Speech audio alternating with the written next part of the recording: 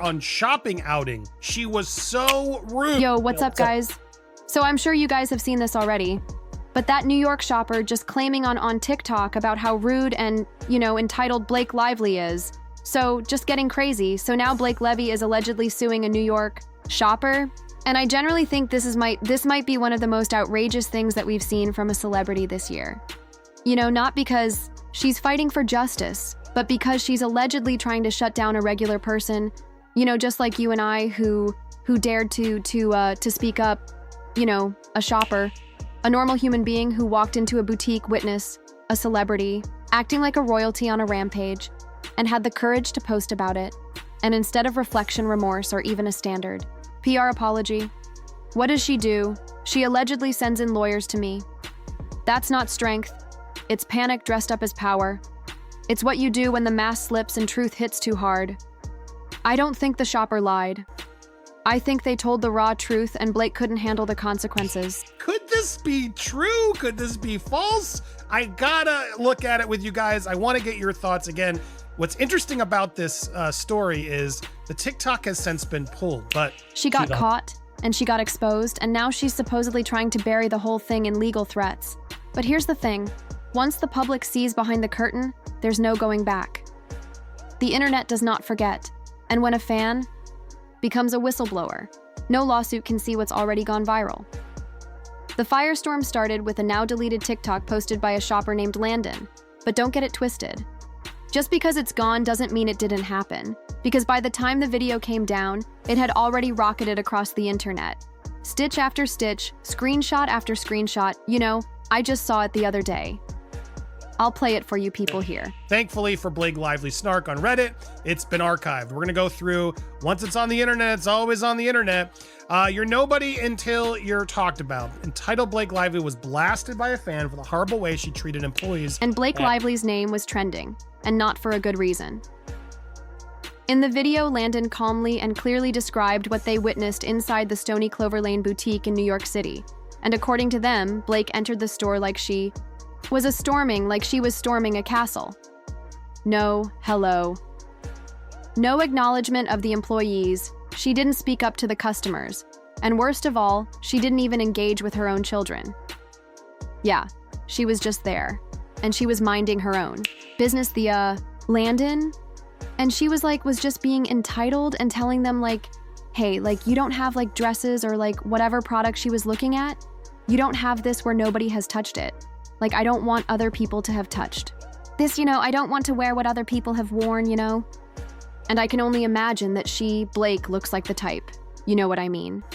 But Blake's response to all this was allegedly she wasn't to reflect, wasn't to apologize.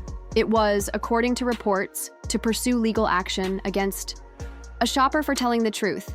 And that's when the internet really took notice. At a store in New York City. Saturday, a fan named Landon took to TikTok to share what occurred when she was out shopping at Stony Clover Lane while the Gossip Girl alum was also there. It was honestly a horrible experience. I don't know how she has any fans anymore. Okay, let's break down exactly what Landon claims happened. Oh, because this wasn't just about being standoffish or distracted. This wasn't a celebrity having a tough day. What was described was calculated entitlement, the kind that leaves a mark on people who are just trying to do their jobs. First, Blake allegedly demanded a completely untouched product now in any other setting. A customer request like that might seem unreasonable or reasonable, but the way it was allegedly delivered abrupt cold. No, please. No, thank you. It wasn't a request. It was a command, as if the store, existed solely for her. If I was Blake, I'd probably think like that too. With that kind of power, that kind of fame, you kind of think the world kind of revolves around you, because every single day you're getting affirmations that you are the center of your universe, right? Just fans, everyone's looking at you, so I think at that point, if you're that kind of star, it kind of makes sense. But so imagine you being that center of the universe, and then you have to consciously become aware that, maybe it isn't about me, it takes a certain level of intelligence, is what I'm saying. It takes intelligence for someone to be as high of a superstar as Blake Lively is, and most of us think that she's not even high on that totem pole, right? Besides Gossip Girl, besides that, what else do you know? But you know it takes a certain level of intelligence for a superstar like that to be able to be like, you know, life doesn't just revolve around me. You know, there are stores and employees here who are just trying to do their job. Like, they don't need to be perfect for me, you know? But that's just my opinion, you know? So She was out shopping with her mom and sister. That checks. And so we'll play the video in a second. First of all, we walked in and we're just looking around. I didn't even notice Lively at first. I'm just shopping for my sister. And there was one staffer who supposedly whispered to Landon that it was the worst celebrity experience they've ever had. And if you know anything about NYC retail, that's saying a lot. These employees have dealt with A-listers, billionaires, and influencers, and somehow Blake Lively stood out as the worst. That says everything. You know, and of course after that, the internet didn't hesitate. The moment Landon's story went viral, comment sections exploded. People who once idolized Blake started turning on her fast, and not in a performative way, not in a cancel culture way, but in a genuine, disappointed, you know, like, I expect a better kind of way. And the way Lively's talking to the workers at the store was so rude. She was like, I want a fresh one of these. One that wasn't touched by other customers. Is there a private bathroom? One of the top comments on a reposted video stated, I used to enjoy her Gossip Girl, Age of Adeline, and all. But this, I'm done. That's not hate. That sounds to me like heartbreak, you know. And others once were generous. They slanted her behavior as a diva-level entitlement and unforgivable. And the most viral reaction was a side-by-side comparison of Blake's magazine interviews, where she talks about being a mom, staying grounded, and loving her fans, with clips of Landon's TikTok. The contrast was pretty crazy, you know. The words versus actions. You know what's even more interesting? Some former employees of brands that Blake has partnered with, chimed in, you know, anonymously, saying, this isn't surprising at all. She's always been like that. That's when things really turn. Landon alleged that Lively was ignoring everyone, including her kids and her niece, as she chose the patches she wanted to add to her customized bag. I mean, it does sound like her, but it could also be made. I don't take this as you will. I was like, oh my gosh, people are working hard in stores like this, and this is how you're treating them? Also, just so you guys know, her beauty brand is currently in lawsuit for a trademark of the name. I'm probably going to make a video about that. Like, she's filed a lawsuit against someone who has a trademark name closely related to hers. I think her name is Blake Brown, or Brown Beauty. I'm going to look into it more, but she's also going to sue them because their name is too close to hers. Man, that's crazy. Imagine starting your own makeup brand, and you get a trademark and Blake Lily issues a lawsuit. That's insane. But maybe we could do a video on that. Like, you're being so entitled, she claimed. And the second we walked out, it was clear that we were invading their space. It's a store, first of all. There's no sign that says you can't enter. She didn't block it off. Now, let's talk about the supposed lawsuit, because this is where things get pretty, like, you know, weird, according to multiple individuals close to the situation. Blake Lively didn't just ignore the viral TikTok she allegedly responded. With legal action, she reportedly has sued the shopper, Landon, for defamation, for damaging her reputation, as if her behavior didn't do that already. You know, as if telling the truth about someone's real-world actions isn't somehow a criminal offense. Here's what I believe: this lawsuit isn't about clearing her name. It's about erasing the backlash. It's about intimidation. You know, it's pretty what it comes down to. People are just intimidating fans from doing stuff like this.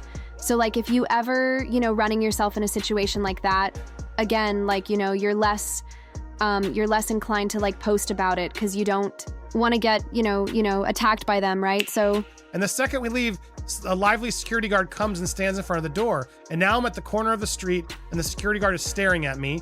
Landon then sent a stark message to people who still support the Mama 4. If anyone is still a fan of Blake Lively, I think recheck your decision on that, because she's not very nice to the common people, she claimed. Now, Blake Lively did reveal on Saturday that she was in this Stony Clover store.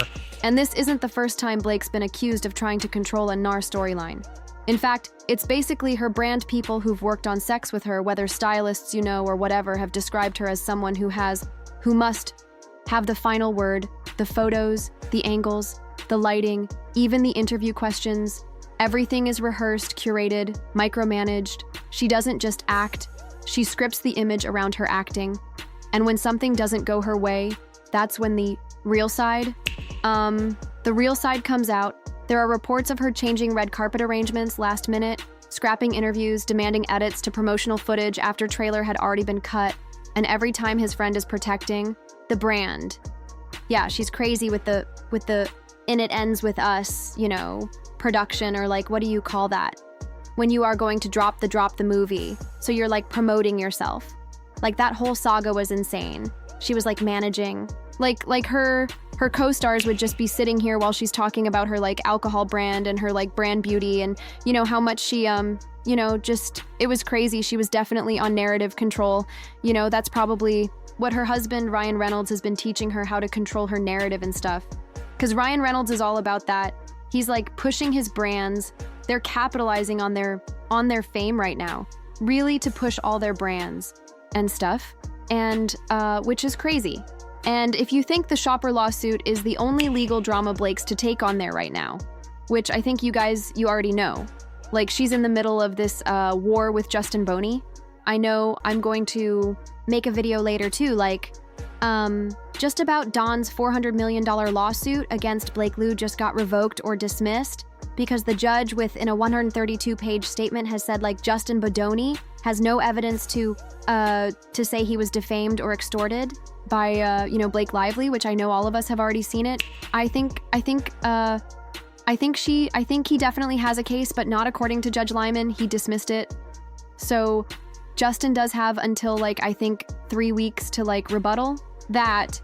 But as of now, the only case that's ongoing is the Blake Lively versus Justin, like her case against him. That's what we got still going on. So add that to what's going on with, add that with the lawsuit with Baldwin, with what's going on with the shopper thing. You know, she's crazy, and she's also going to be suing like that makeup brand who's trying to like trademark a name similar to Blake Brown, her beauty brand. It's crazy. She's involved in a lot of stuff right now. And I don't really think she's going to come out of this on top. Like she thinks so. Like she really like didn't have to do any of this. I think, you know, my personal opinion, I've been looking at this case and stuff. And I'm really into celebrity stuff like this, but like, you know, it's kind of hard to like look away when like, oh my, you know, my sisters are talking about this and everyone's talking about this, and I look into it and I just can't believe Blake has the face to look at anyone, you know, with what happened and the receipts that Adoni dropped. It just incriminates Blake a lot. Like, what is she trying to gain from this? Like, I'm assuming what if Boney really did what, you know, Blake claims, and then I get why you would go out there after someone, but it just doesn't seem like any of that's true. It looks like, which is like the moral of the story with many things, is like when you're like accusing someone of something, normally you're the one who's doing it. For some reason, it's crazy how that works with humans. It's just like you accuse someone of doing that, but it's actually you who are doing it. So you're like feeling so guilty that you have to like go out there, you know, because it looks like Bonia was just, if anything, he's too nice, you know, he's too much of a nice guy. So I don't know, this stuff is crazy. So I'm gonna keep you guys updated, what I see, what's going on with this case. And with the Bodoni case as well, I think the next video, I'm gonna talk about what's going on with the Bodoni case. So, you know, hope you guys like it, tune in, let me know what you guys think, even if you hate me. Because, you know, I wanna feel sad too. You know, not just pure happiness from people loving it. I wanna hear that hate, because, you know, we love to be sad and that's a joke. I'm joking. Like, I don't wanna feel sad. But if you are going to yell at me or like, hate me for whatever reason, my visuals suck or whatever, like, I'm just an editor. I'm like studying right now. I'm still learning my stuff, you know. Anyway, thank you people for watching. I'll see you on the next one.